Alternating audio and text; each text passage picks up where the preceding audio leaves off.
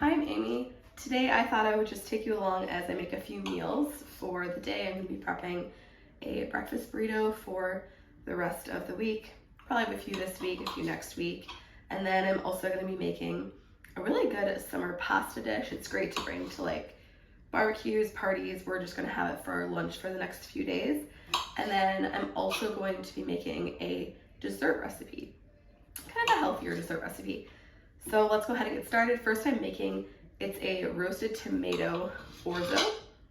And I'm actually not gonna roast the tomatoes because it's a little bit hot and it's the middle of the day, so I don't actually wanna turn my oven on right now. But I'm just gonna go ahead and like pan fry them, so just in a tablespoon or two of oil. So I'm just chopping these in half. Let's set these aside, and then I'm gonna get started on cutting up the shallot. I'll leave the original recipe below, but I am making quite a few changes, so I will include the recipe that I'm making as well. And since I'm just gonna cook it all in a skillet, I think I'm just gonna go ahead and cook the shallot at the same time. So I'm gonna do a couple of shallots. I think what I'll do is I'm gonna go ahead and dice up the shallot really fine. I'm gonna start with the tomatoes, let them start to kind of burst and cook down a little bit, and then I'll add some garlic and I'll add these shallots. Shallots are all chopped up, tomatoes are ready to go. I'm gonna go ahead and go over to the stove and start cooking up these tomatoes.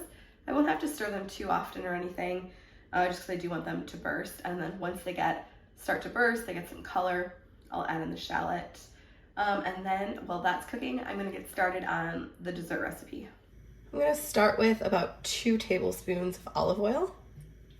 Just brought my towel over here, and we're gonna put all of those tomatoes in. I love roasted tomatoes, but I think this will just keep the kitchen from getting as hot.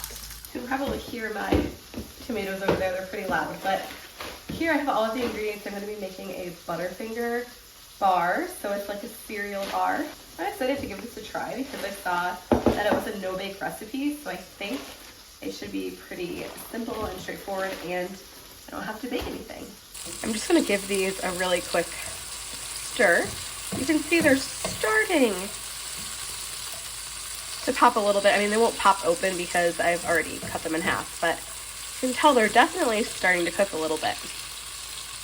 First, I'm gonna add in 1 3/4 cups of cornflakes. And it doesn't say anything about not like smushing them a little bit because I feel like we're getting a little bit crushed, but I think that's just to be expected, and it'll help with the texture. It'll make the texture better than these full pieces of cornflake. So these tomatoes have only been cooking for probably about 10 minutes or so, I would say, and they're ready. You can see they've kind of started to like burst open. They're getting a little cracked. So I'm gonna go ahead and cook the shallot now. So dump it all in there, and I just want the shallot to become translucent. Actually, I'm also gonna go ahead and just put the water on for the pasta and start getting that boiling.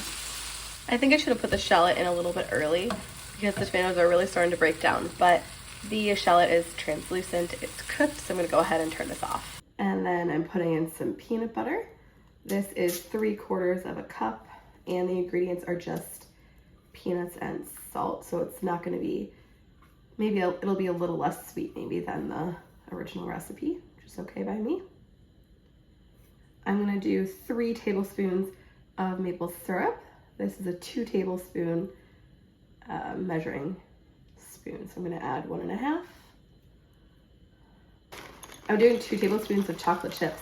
I'm actually using mini chocolate chips. I thought that would be a nice switch up.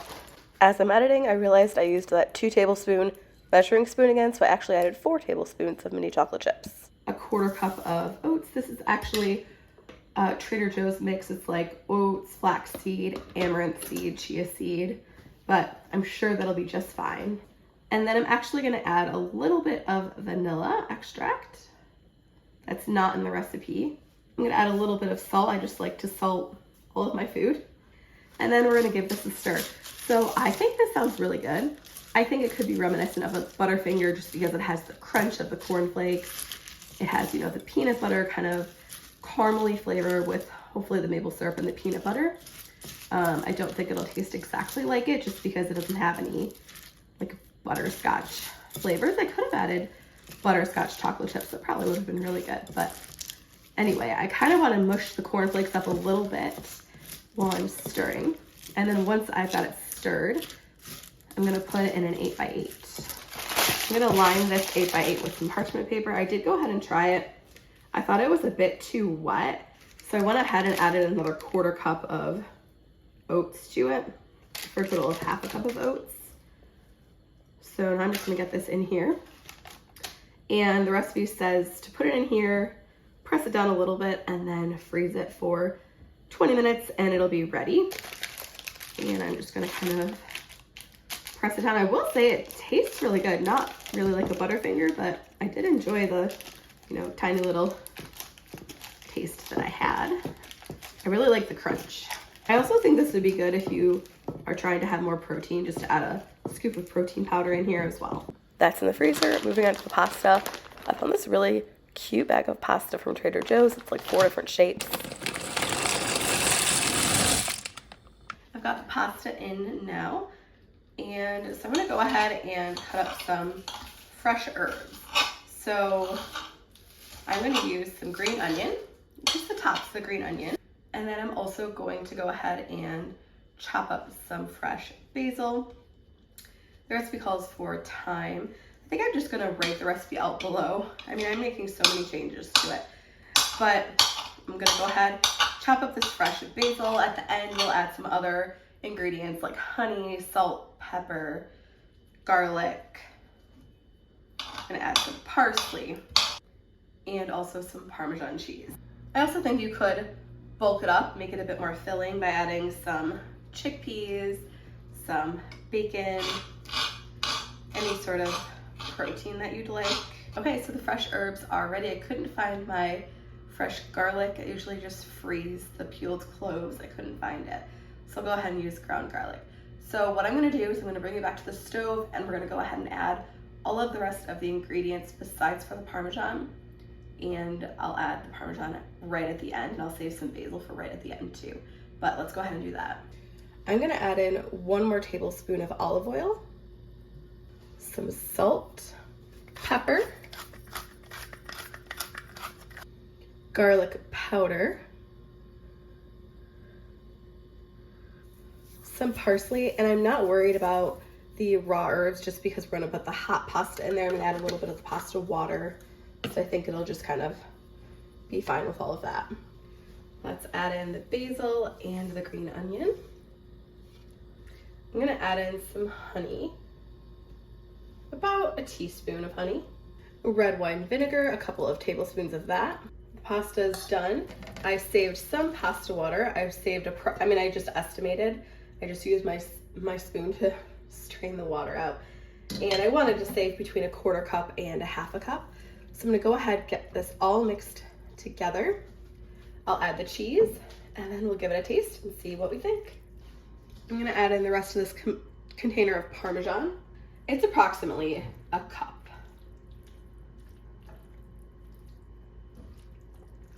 I go back in and add the fresh herbs that I saved for the top.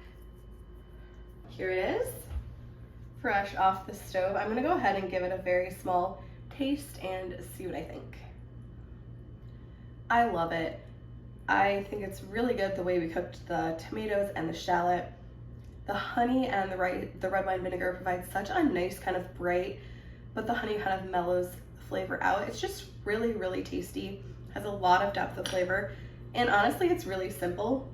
It'd be really simple if you just like throw the tomatoes in the oven too and roast them up. So I will leave the recipe down below. It's a super great summer meal.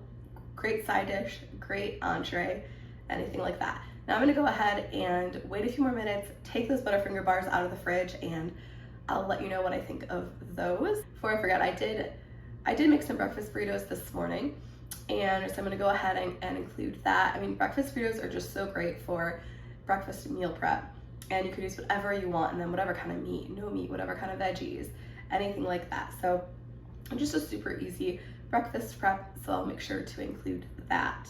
Breakfast is normally one of the meals that I just don't want to spend a lot of time making, so having something already made is really great, or just doing something super simple. So here's all of the ingredients that I'm using, plus I have some leftover veggies. First, I'm gonna go ahead and thaw some of these breakfast veggie sausages. I'll just go ahead and do that in the microwave. I'm gonna make a lot of these burritos, so I'm gonna do just 12 eggs. I'm gonna go ahead and crack them in a bowl. I'm gonna go ahead and season it up. I'm gonna add about maybe a teaspoon of salt, slightly less, some pepper, garlic. I love the flavor of garlic in eggs. I'll also add a little bit of parsley just for some additional flavor. I'm gonna get it all whisked up, and then we're gonna go ahead and cook these on the stove until they're just cooked. I don't wanna overcook them. And then I'm gonna chop the veggies a bit more, get some cheese ready, get all the components ready so we can assemble these breakfast burritos. Okay, let's go ahead and cook those eggs.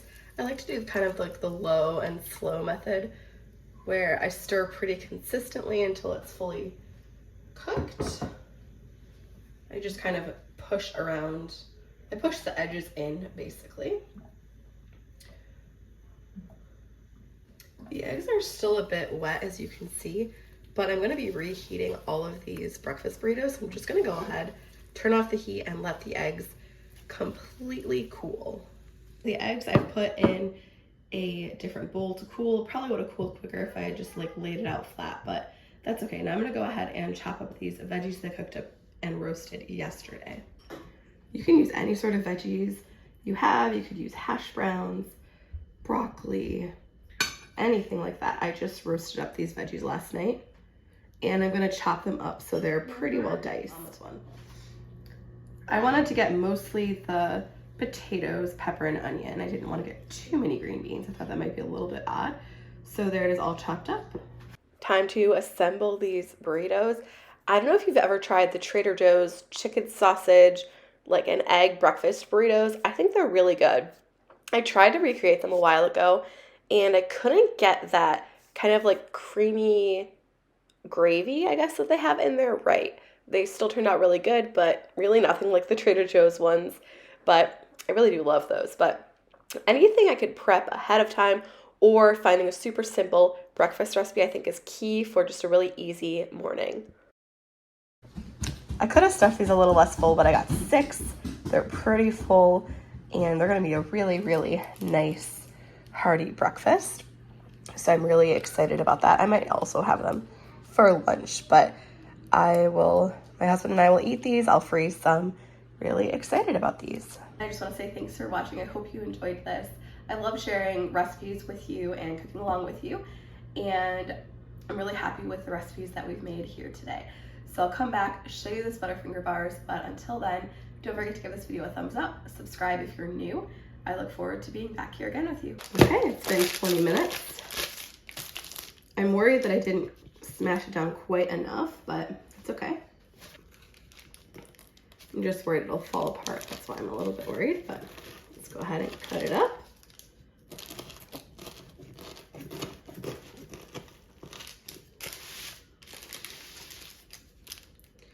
I think I'm gonna just try cutting it in 16 squares.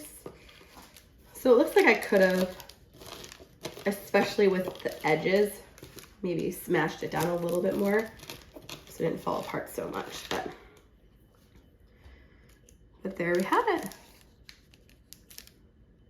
Looks good. Give it a try. Smaller one. It's good. I just tried it. I really like it. It's nothing like earth-shattering, and I definitely should have pushed the edges in a bit more. But I really like the texture. The flavor is really nice. So excited to eat these.